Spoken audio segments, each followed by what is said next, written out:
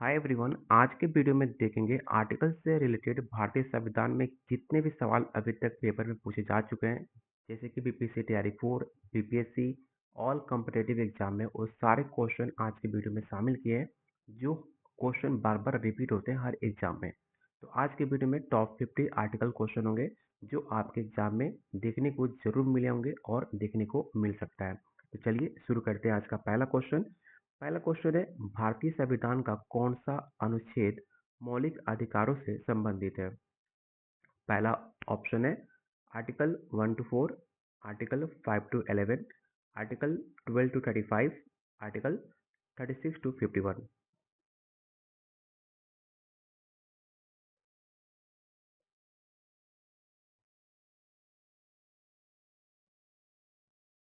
तो question number 1 का जो भी आंसर सी दे रहे हैं उसका आंसर बिल्कुल सही है। भारतीय संविधान का भाग 3 आर्टिकल 12 से लेकर 35 मौलिक अधिकारों से संबंधित है, जो कि अनुच्छेद 104 संघ और उसके जितने भी राज्य क्षेत्र होते हैं वो अनुच्छेद 5 से 11 नागरिकता और अनुच्छेद 36 से 51 राज्य की नीति निर्देशक तत्वों से संबंधित है। याद रखिएगा, जो अनुच्छेद 5 से 11 होता है वो आपको नागरिकता से संबंधित होता है। हर ऑप्शन को मैं क्लियर करते चाहूँगा जिससे आपके यहाँ से क्वेश्चन और बन सकते हैं, जो आपको पता हो कि आर्टिकल 5 से 11 आपके नागरिकता और आर्टिकल 1 से 4 जो होता है वो आपके संघ और उसके राज्य क्षेत्र से संबंधित होता है।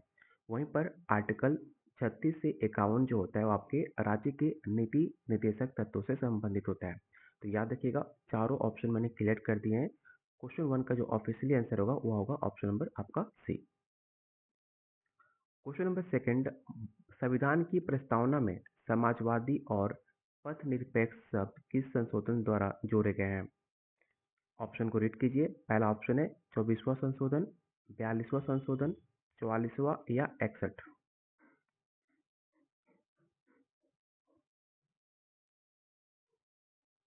तो क्वेश्चन नंबर 2 का राइट आंसर होगा ऑप्शन नंबर आपका बी।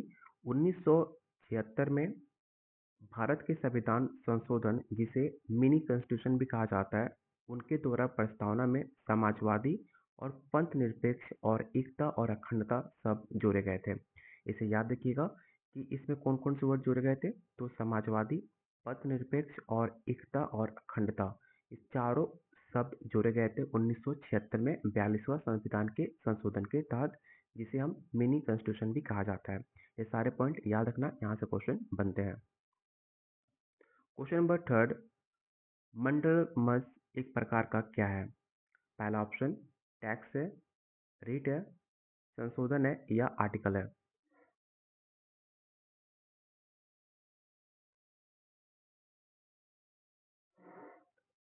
तो याद रखिएगा, परमादेश एक प्रकार का रीट है, ठीक है, जिसे न्यायालय किसी भी सार्वजनिक प्राधिकारी का उसका कर्तव्य पालन करने का आदेश देने के लिए जारी करता है।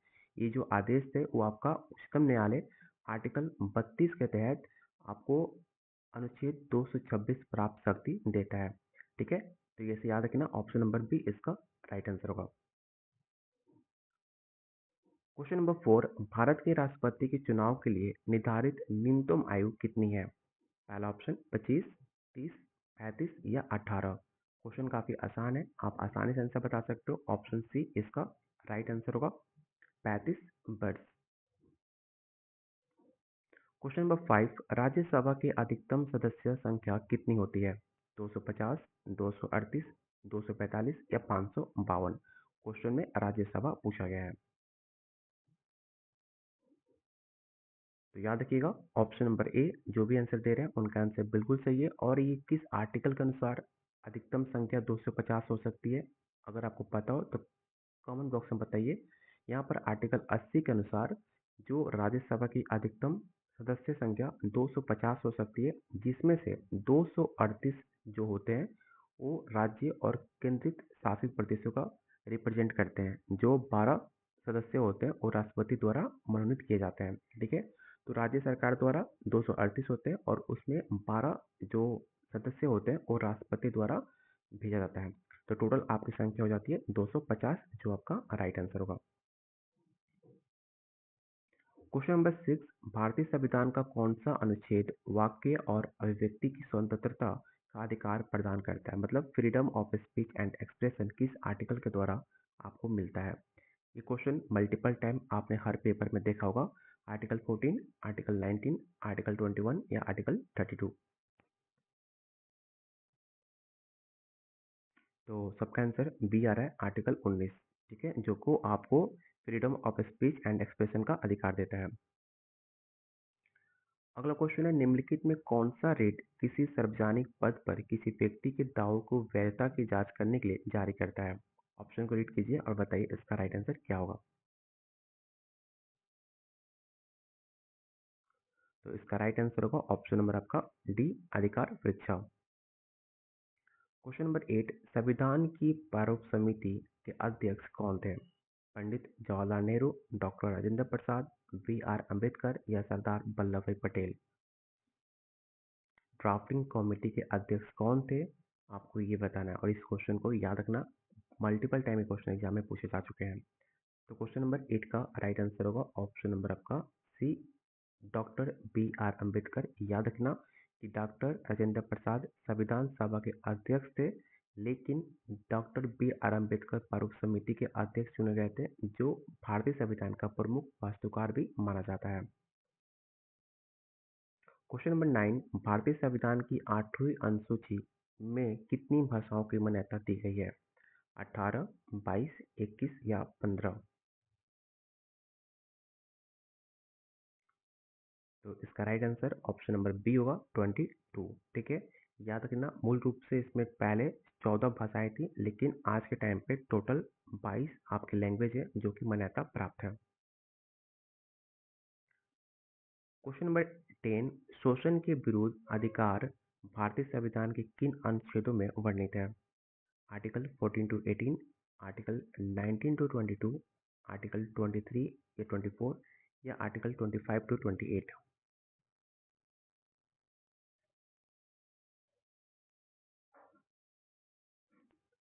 तो क्वेश्चन नंबर 10 का राइट आंसर होगा ऑप्शन नंबर आपका सी, आर्टिकल 23 टू 24।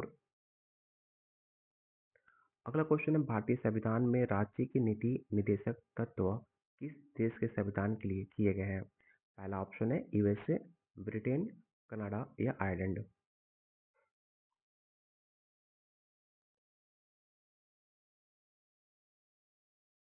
तो क्वेश्चन नंबर 11 का राइट आंसर होगा ऑप्शन नंबर आपका डी, आयरलैंड। अगला क्वेश्चन है, भारतीय संविधान के राष्ट्रीय ध्वज तिरंगा डिजाइन को कब अपनाया गया था। ये भी सवाल मल्टीपल टाइम पूछा जा चुका है। 26 जनवरी 1950 को, 15 अगस्त 1947, 22 जुलाई 1947 या 26 नवंबर 1949।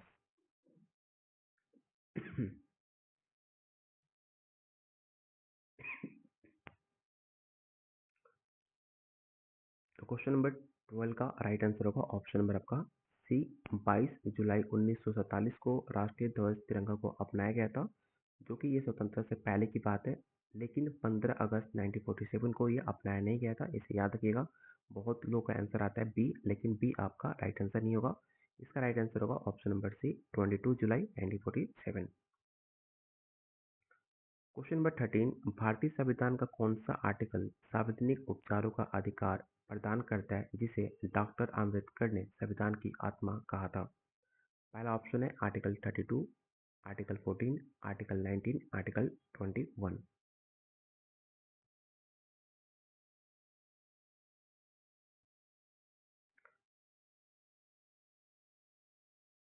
बहुत बार इस क्वेश्चन को सॉल्व ऑफ द कॉन्स्टिट्यूशन किसे कहा जाता है, ये भी पूछ लिया जाता है एग्जाम में, याद रखिएगा। आर्टिकल 32 को सॉल्व ऑफ द कॉन्स्टिट्यूशन भी कहा जाता है। ऑप्शन नंबर ए इसका राइट आंसर होगा। अगला क्वेश्चन है, भारत के प्रथम उप प्रधानमंत्री कौन थे। First deputy prime minister, doctor Rajendra Prasad, Maulana Abdul Kalam Azad, Sardar Vallabh भाई पटेल या लाल बहादुर शास्त्री। तो क्वेश्चन काफी आसान है, इसका जो राइट आंसर होगा ऑप्शन नंबर सी व सरदार वल्लभ भाई पटेल, जो भारत के पहले उप प्रधानमंत्री और गृह मंत्री भी थे, जो 1947 से लेकर 1950 तक ये अपने पद पे स्थापित थे। Option number C. Question number 15, राष्ट्रीय आपातकाल की घोषणा संविधान के किस आर्टिकल के तहत जारी की जाती है। पहला ऑप्शन है आर्टिकल 356, आर्टिकल 360, आर्टिकल 352 या आर्टिकल 370।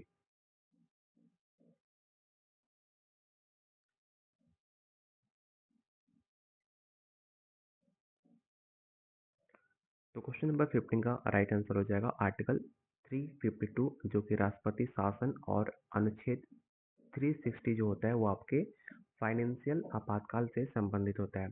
याद रखिएगा, जो आपका मैं यहाँ पर क्लियर कर देता हूँ।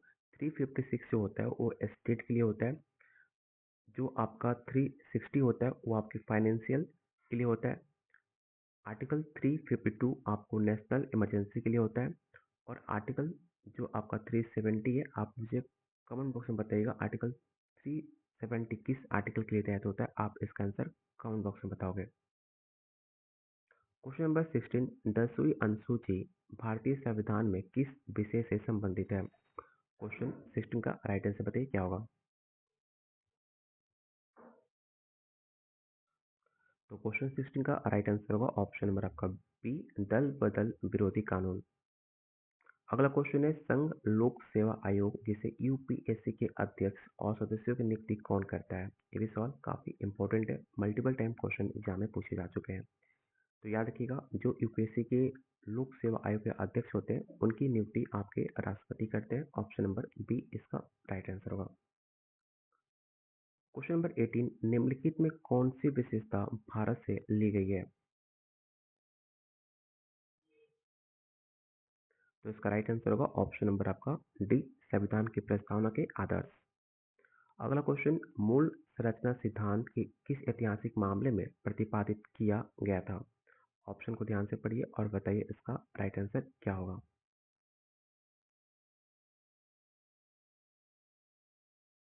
तो क्वेश्चन नंबर 19 का राइट आंसर होगा ऑप्शन नंबर आपका बी, केशुनंद भारती बनाम केरल राज्य। क्वेश्चन नंबर 20, संविधान सभा ने भारतीय संविधान को कब अपनाया था?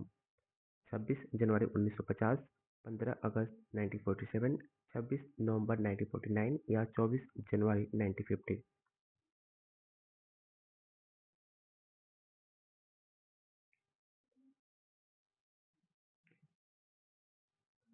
तो क्वेश्चन नंबर 20 का राइट आंसर होगा ऑप्शन नंबर आपका सी हो जाएगा, 26 नवंबर 1949। अगला क्वेश्चन है, राज्यसभा के सदस्यों को कार्यकाल कितने वर्षों का होता है? 5 वर्ष, 4 वर्ष, 2 वर्ष या 6 वर्ष?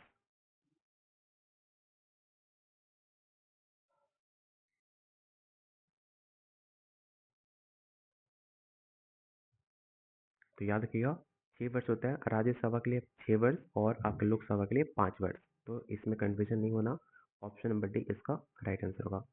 अगला क्वेश्चन है, निम्नलिखित में कौन सा टैक्स का अनुच्छेद 256 के अनुसार विधि के अधिकार के बिना नहीं लगाया जा सकता? Income tax, GST, any tax या कस्टम ड्यूटी?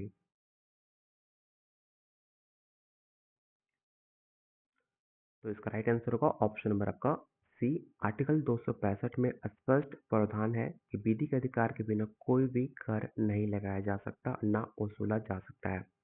ठीक है, इसका राइट आंसर क्या होगा? तो ऑप्शन नंबर आपका सी होगा, आर्टिकल 265 के अनुसार। अगला क्वेश्चन है, एकल नागरिकता का विचार भारतीय संविधान ने किस देश से लिया हुआ है? सिंगल सिटीजनशिप का विचार किस भारतीय संविधान से लिया गया, किस देश से लिया गया, आपको ये बताना है। यूएसए, कनाडा, ब्रिटेन या ऑस्ट्रेलिया? अगर आप जियो पॉलिटिक्स में इंटरेस्ट रखते हो तो आसानी से आप इसका आंसर बता सकते हो कि ब्रिटेन से इसे लिया गया था, जो कि एक विचारधारा, एक नागरिकता अवधारणा जो है ब्रिटेन से लिया गया, जिसके विपरीत अमेरिका में दोहरी नागरिकता की व्यवस्था है। याद रखना कि अमेरिका में आप फेडरल एंड स्टेट की व्यवस्था है, जबकि ब्रिटेन में सिंगल सिटीजनशिप की अवधारणा है, जो भारत ने ब्रिटेन से लिया था। तो इसका राइट आंसर होगा ऑप्शन नंबर आपका सी। अगला क्वेश्चन है, राष्ट्रपति शासन किसी भी राज्य में अधिकतम कितनी अवधि के लिए लगाया जा सकता है कुछ शर्तों के साथ? पहला ऑप्शन है 6 महीना, 1 साल, 2 साल या 3 साल?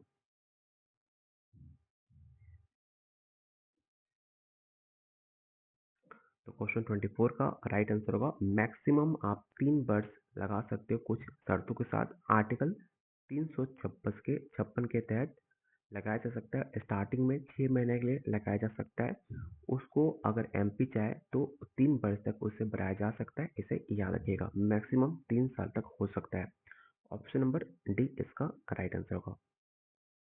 क्वेश्चन नंबर 25, संविधान के किस भाग में मौलिक कर्तव्यों का उल्लेख देखने को मिलता है? फंडामेंटल ड्यूटीज किस उल्लेख में देखने को मिलता है, आपको ये बताना है।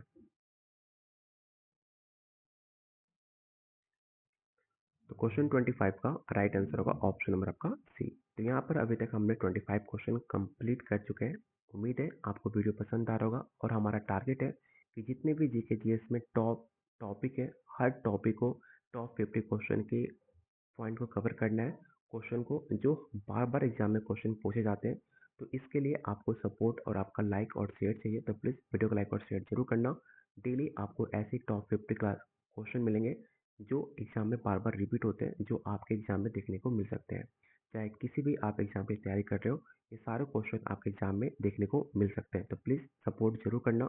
अगर आप चाहते हो डेली इसी तरह इस सीरीज को आगे बढ़ाया जाए, तो आपका सपोर्ट हमें काफ़ी मनोबल बढ़ाएगा आपको डेली वीडियो देने के लिए। चलते हैं क्वेश्चन नंबर 26 पर।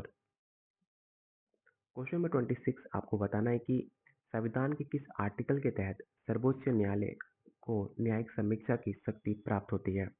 पहला ऑप्शन है आर्टिकल 13, आर्टिकल 32, आर्टिकल 226 या आर्टिकल 136।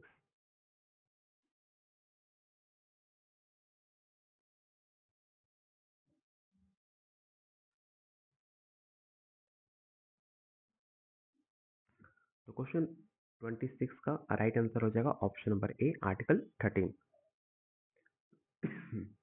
अगला क्वेश्चन है, निम्नलिखित में कौन सा अनुच्छेद राज्यों में पंचायती राज संस्थाओं से संबंधित है? इसका राइट आंसर बताइए क्या होगा।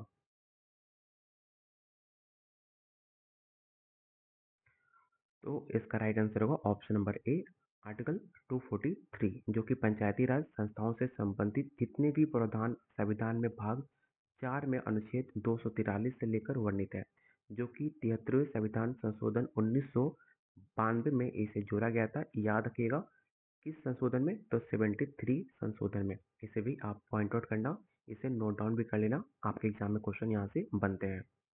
क्वेश्चन नंबर 28, फाइनेंस कमीशन की गठन का प्रावधान संविधान के किस आर्टिकल में है? आर्टिकल 280, आर्टिकल 275, आर्टिकल 282 या आर्टिकल 266।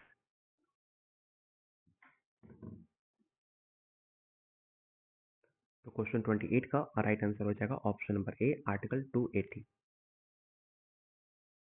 क्वेश्चन नंबर 29, संविधान के किस अनुच्छेद के तहत राष्ट्रपति राज्यों में संवैधानिक तंत्र की विफलता राष्ट्रपति शासन की घोषणा कर सकता है? आर्टिकल 352, आर्टिकल 360, आर्टिकल 356 या आर्टिकल 370।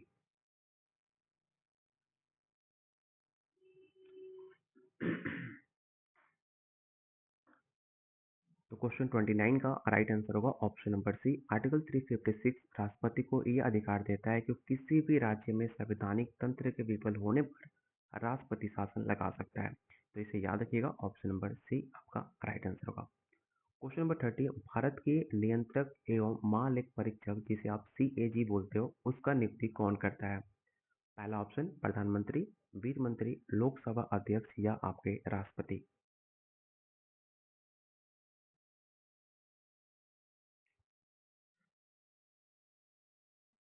तो क्वेश्चन नंबर 30 का राइट आंसर होगा ऑप्शन नंबर आपका डी, राष्ट्रपति। भारत के नियंत्रक एवं महालेख परीक्षक CAG नियुक्ति भारत के राष्ट्रपति द्वारा उनके हस्ताक्षर और मुहर के तहत की जाती है, जो आर्टिकल 148 इसकी मान्यता देती है। ठीक है, मैंने सोचा था 50 क्वेश्चन होगा, लेकिन जो क्वेश्चन रेडी करता है टाइप, उन्होंने सिर्फ 30 क्वेश्चन ही रेडी किया था।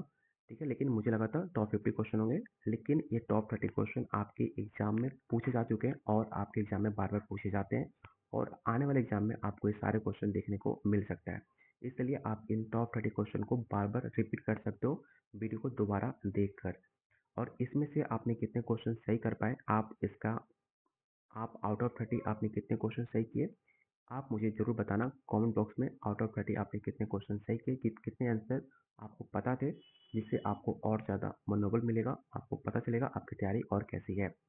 बाकी अगर आप चाहते हो डेली ऐसे क्लासेस में हर एक टॉपिक कवर किया जाए, तो आप मुझे टॉपिक का नाम भी सजेस्ट कर सकते हो कि अगला वीडियो किस टॉपिक पे हम टॉप 50 क्वेश्चन हम लेकर आए, जिससे आपकी तैयारी और आपका रिवीजन और आपका प्रैक्टिस हम करा पाएँ।